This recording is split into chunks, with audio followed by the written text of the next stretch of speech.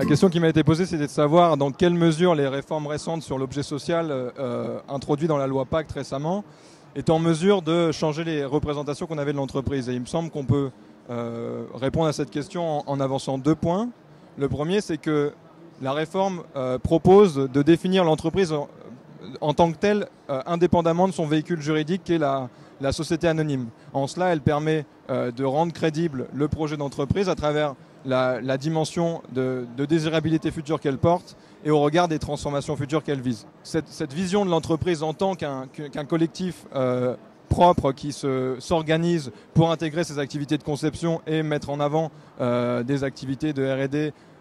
En fait, on a pu montrer au laboratoire que c'est une réalité historique et que l'entreprise moderne telle qu'on la connaît aujourd'hui, en fait, n'a eu de raison d'exister qu'à partir du moment où on a cherché à s'organiser collectivement, à intégrer des bureaux de méthode et des bureaux d'études et à faire en sorte de s'organiser pour créer ces nouveaux objets et services dont on vit, dont on est entouré au quotidien. Et le deuxième élément, c'est de dire qu'on a d'une part introduit la définition d'une entreprise indépendamment de la société, mais que également on propose une norme de responsabilité pour l'entreprise qui est donc la prise en considération des impacts sociaux et environnementaux, mais que pour ceux qui veulent aller plus loin, à travers un dispositif optionnel qui est l'entreprise à mission, on permet de rendre en tout cas crédible un engagement vis-à-vis d'une mission spécifique qu'on appelle au laboratoire un inconnu désirable et qui permet finalement de s'engager sur le futur de l'organisation en tant que des transformations futures qu'on vise.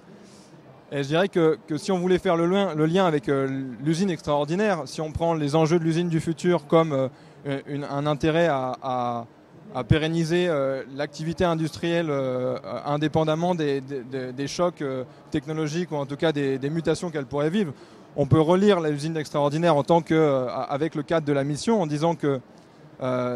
dès lors qu'on prend la mission comme un engagement sur un futur désirable, on peut dire que l'enjeu de l'usine extraordinaire, c'est justement de se parer, non pas de se parer à la transformation qu'elle a anticipée demain, mais de réfléchir à la manière dont elle peut renouveler régulièrement la réflexion qu'elle porte autour des transformations contemporaines, de sorte à pouvoir être capable de pérenniser à la fois le territoire sur lequel il agit, de pouvoir protéger les gens qu'elle emploie et de pérenniser son activité en tant que telle.